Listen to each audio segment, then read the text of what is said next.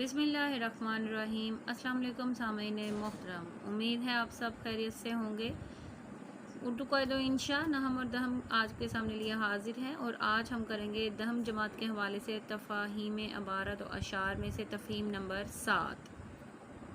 अगर आप चैनल पर नए हैं तो सब्सक्राइब कीजिए, बेल आइकन ज़रूर दबाइए ताकि आपको नई आने वाली हर वीडियो मिले। बोर्ड पैटर्न के मुताबिक आपको तैयारी करवाई जा रही है और आप हम स्मार्ट सिलेबस को फॉलो कर रहे हैं ताकि हम जो पढ़ रहे हैं वो बोर्ड पैटर्न के मुताबिक हो और बहुत अच्छे तरीके से आपको समझ भी आ सके।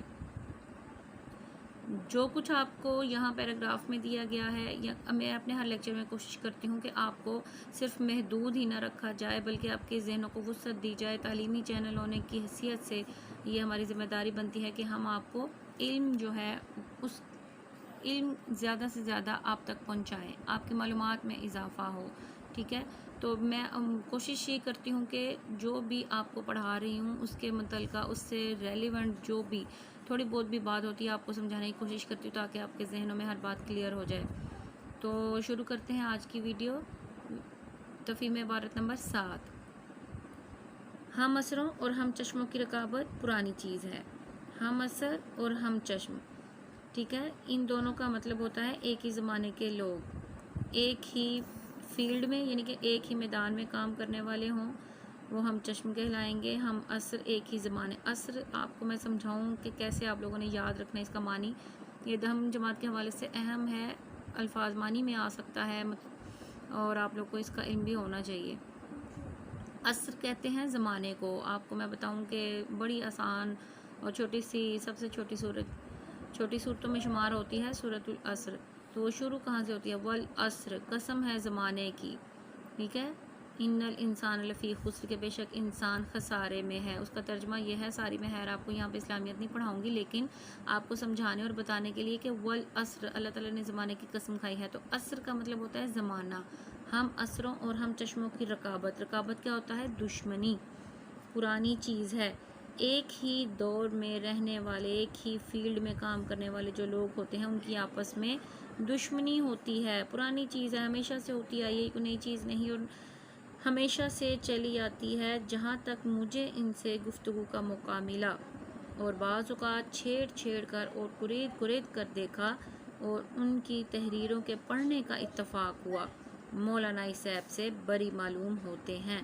अब देखिए, यहाँ तक इस बात को मैंने सारा आपके सामने दोहराया। जिस शख्स की भी ये तहरीर है वो कह रहे हैं कि मैंने मौलाना से गुफ्तगू की है, बातचीत की है, जो भी मौका मिला उनसे हमेशा जो गुफ्तगू की, उससे कुछ सीखा क्या, और बाज़ का छेड़ कर यानी कि हंसी मजाक में भी कुरेद कर बात की खाल को खींच कर निकाला कि भाई मुझे बताएं ऐसा क्या है, ऐसा क्या है। तजस्सुस से मज़ीद पूछना और उनकी तहरीरें, उनकी किनकी? मौलाना की। ठीक है, मौलाना की तहरीरों के पढ़ने का इत्तफ़ाक़ हुआ। जितना भी मैंने उनको पढ़ा भी है, मौलाना इस ऐब से बरी, इस ऐब से, इस नक्स से, इस बुराई से बरी मालूम होते हैं।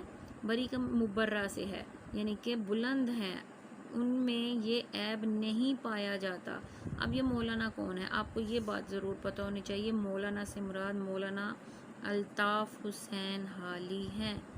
ठीक है, आपने नाम सुना होगा, हमेशा आप उनकी हमद पढ़ते हैं, हम में भी पढ़ के आए हैं। मौलाना अल्ताफ़ हुसैन हाली के बारे में बताया जा रहा है कि उनमें ये बुराई बिल्कुल भी नहीं कि वो अपने हम असरों और अपने हम चश्मों, अब एक ही फील्ड में काम करने वालों या अपने ज़माने के दूसरे उदबा शुअरा से वो जेलस थे या उनसे दुश्मनी थी। नहीं, मौलाना हाली में ऐसी कोई बुराई मौजूद नहीं थी।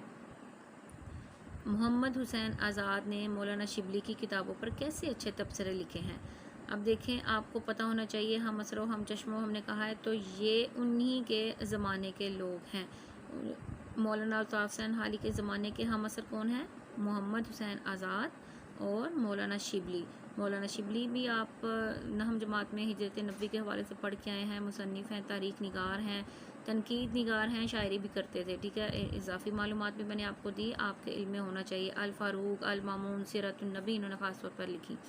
इसी तरह मोहम्मद हुसैन आज़ाद हैं, ये भी अपने ज़माने के मशहूर शायर और तनकीद निगार भी थे। इन्होंने تذکرہ نگاری کی ابتدا کی تھی، اور ان کا تذکرہ آب حیات جو ہے وہ بہت مشہور ہے۔ انہوں نے مختلف شاعروں کے بارے میں معلومات دی ہوئی ہیں ہمیں، ٹھیک ہے، یہ ان کا تذکرہ ہے۔ یہ پہلے آزاد نظم لکھنے والے شاعر تھے، ٹھیک ہے۔ اس سے پہلے غزلیں لکھی جاتی تھی، لیکن مولانا محمد حسین آزاد نظمیں لکھتے تھے۔ مولانا شبلی پہلے تاریخ نگار تھے۔ مولانا الطاف حسین حالی اردو کے پہلے تنقید نگار تھے، نقاد تھے، ٹھیک ہے۔ یہ پہلے ہیں اردو کے، تو ان کی بہت اہمیت ہے، اور یہ ایک ہی زمانے کے تھے، چند سالوں کے وقفے سے۔ اب یہ دیکھیں، یہ بھی تنقید نگاری بھی کرتے تھے۔ انہوں نے مولانا شبلی نے جو کتابیں لکھی تھیں ان پر اچھے اچھے تبصرے لکھے، جو باتیں قابل تعریف تھیں ان کی دل کھول کر داد دی، تحسین کی، شاباش اور بہت تعریفیں کی شبلی کی۔ اب دیکھیں، مولانا الطاف حسین حالی کو ان سے جیلس ہونا چاہیے تھا، لیکن ایسا نہیں ہے۔ مگر ان بزرگوں سے مراد کون ہے؟ یہ دو بزرگ، آزاد اور شبلی۔ مگر ان بزرگوں میں سے کسی نے مولانا کی کسی کتاب کے متعلق کچھ نہیں لکھا۔ دیکھیں، افسوس تو ہوتا ہی ہے نا پھر، کہ جب الطاف حسین حالی صاحب نے بھی بہت کچھ لکھا ہے، مسدس حالی ان کی مشہور نظم ہے، تنقید نگار بھی، شاعری بھی، سارا کچھ لکھتے تھے۔ یہ ان دنوں حرف المولا افراد ہیں، ٹھیک ہے۔ تو انہوں نے ان کے بارے میں تو بہت کچھ لکھا ہے، لیکن ان دونوں نے مل کے ان کے بارے میں کچھ نہیں لکھا، آپس میں ایک دوسرے کی تعریفیں کرتے رہے ہیں، یہ کہنے کا مطلب ہے، ٹھیک ہے۔ لاہور میں کرنل ہال رائٹ کی زیر ہدایت جو جدید رنگ کے مشاعرے ہوئے۔ یہ جو مشاعرہ کیا ہوتا ہے؟ ایک محفل ہوتی ہے، وہاں پہ اشعار، ہر کوئی شاعر اپنے اپنے اشعار لکھ کے لاتا ہے اور وہ پڑھتا ہے، ٹھیک ہے۔ مشاعرے غزلوں کے بھی ہوتے ہیں، نظموں کے بھی ہوتے ہیں۔ تو میں نے پہلے آپ کو مولانا محمد حسین آزاد کی تعریف میں بتایا ہے کہ یہ اردو کے پہلے آزاد نظم نگار ہیں۔ تو ان سے پہلے غزلیں ہوتی تھیں۔ تو یہ کرنل ہال رائٹ کی کوششیں تھیں کہ انہوں نے لاہور میں جو مشاعرے کروائے، اور انہوں نے کہا کہ بھائی آپ لوگوں نے نظمیں پڑھنی ہیں، ٹھیک ہے، غزلیں نہیں، نظموں کو بھی ترویج دیں، نظمیں پڑھا کریں۔ تو وہ یہ نیا رنگ تھا، جدید رنگ تھا تب برِ صغیر میں جو آیا تھا، کہ پہلے غزلیں پڑھی جاتی تھی، اب جدید رنگ دیکھو جی، اب نظمیں پڑھی جا رہی ہیں۔ یہ کرنل ہال رائٹ کی بدولت ہوا تھا، ٹھیک ہے۔ ان میں آزاد اور حالی، یہ تخلص کا نشان ہے اوپر، ٹھیک ہے۔ آزاد مولانا محمد حسین آزاد اور حالی مولانا الطاف حسین حالی، دونوں نے طبع آزمائی کی۔ طبع آزمائی کرنا، لکھنا، مشاعروں میں انہوں نے بھی لکھا، انہوں نے بھی لکھا۔ اب یہ آگے کچھ نظموں کے نام دیے گئے ہیں: برکھا رت، حب وطن۔ اکثر بچے جو ہے نا وہ یہ بھی غلط پڑھتے ہیں، اس لیے میں اس کو بہت احتیاط سے آپ کو پڑھا رہی ہوں کہ آپ بہت اچھے طریقے سے ان کو پڑھ سکیں۔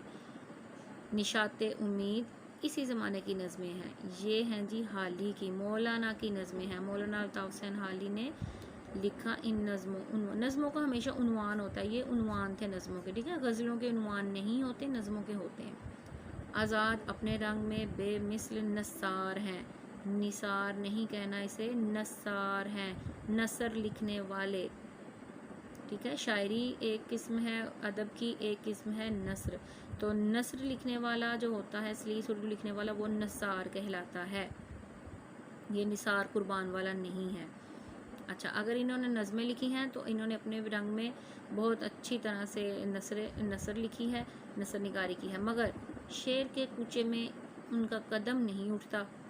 آزاد نے، میں نے آپ کو شروع میں بتایا، شاعری بھی کی تھی، لیکن بہت اچھی شاعری انہوں نے نہیں کی جتنی اچھی حالی نے کی ہے۔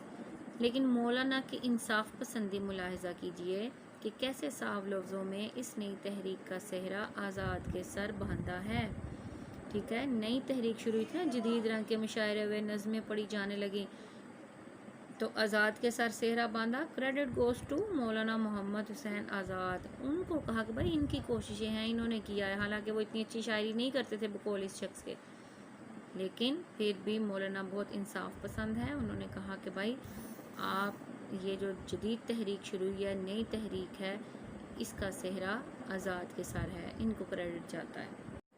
اب دیکھ لیتے ہیں جی ہم ان سوالوں کے جواب۔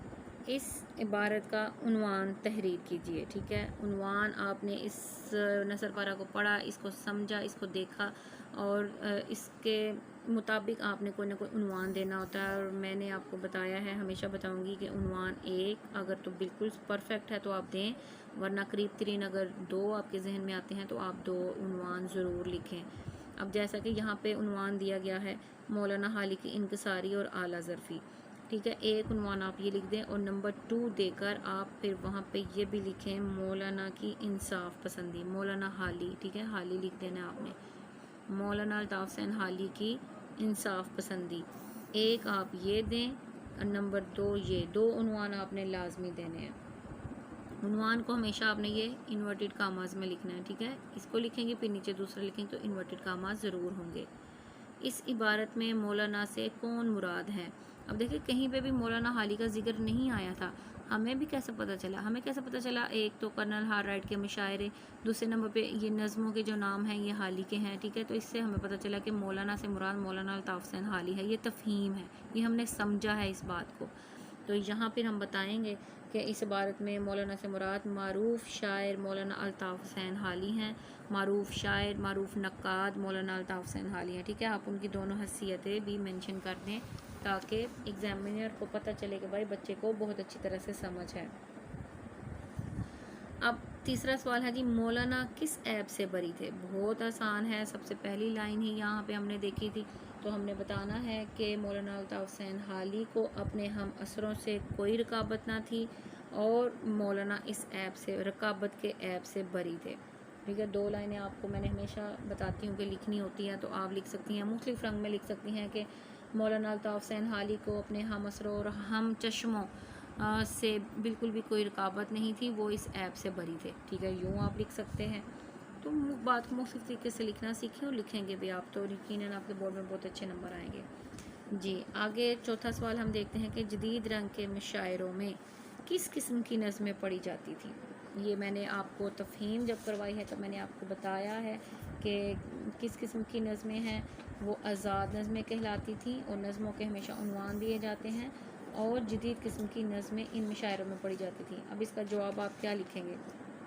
اس کا جواب آپ لکھیں گے کہ جدید رنگ کے مشاعروں میں جدید قسم کی نظمیں پڑھی جاتی تھیں اور اس سے ایک نئی تحریک وجود میں آئی، جدید نظمیں جیسا کہ حب وطن، اشاعت امید وغیرہ، اس طرح کی نظمیں لکھی جاتی تھیں۔ یہ 2-3 لائنیں آپ نے بتانی ہیں، اور ایک اور بات آپ اس لائن کا بھی اضافہ کریں کہ ملی و اصلاحی، ٹھیک ہے، قومی اور اصلاحی، معاشرتی، فطرتی اور اصلاحی، 2-3 عنوان میں نے آپ کو بتائے ہیں، اس سب باتوں کا آپ نے ذکر کر کے بتانا ہے، کوئی سی 2 قسمیں لے لیں، اس قسم کی نظمیں پڑھی جاتی تھیں۔ نثار کے معنی لکھیے، یہ میں نے آپ کو اوپر بتا دیا ہے، نثر نگار یعنی کہ نثر لکھنے والا جو ہے وہ نثار کہلاتا ہے، تو آپ کو بہت اچھے طریقے سے یہ چیز خاص طور پہ یاد رکھنی ہے، یہ نثار بہت میں نے آپ کو سمجھایا ہے، تو قربان مت لکھ دیجیے گا، اس کا مطلب یہ نہ ہو 2 نمبر آپ کے جائیں۔